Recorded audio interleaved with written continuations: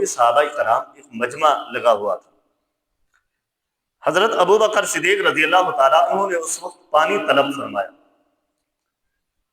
تو آپ کے خادم نے پانی کے ساتھ شہد بھی لے کر آئے. جب پانی اور شہد دیکھا تو حضرت ابو بکر صدیق رضی اللہ تعالیٰ عنہ کی آنکھوں سے آنسو جاری ہو گئے تھے اور اس قدر روئے، اس قدر آنسو جاری تھے.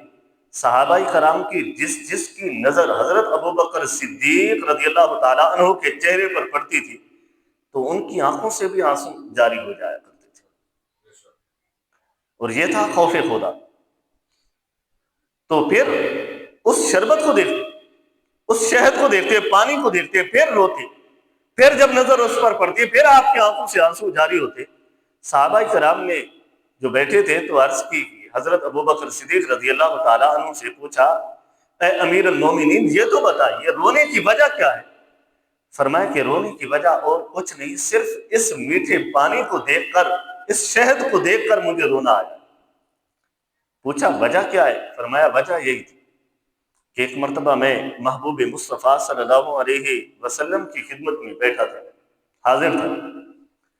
تو حضور صلی اللہ علیہ وسلم ایک ایسی چیز کو اپنے سے دور کر رہے تھے جو ہماری نظروں سے اوجھل تھی، جو ہمیں نظر نہیں آ رہی تھی، ہمیں وہ دکھائی نہیں دے رہی تھی.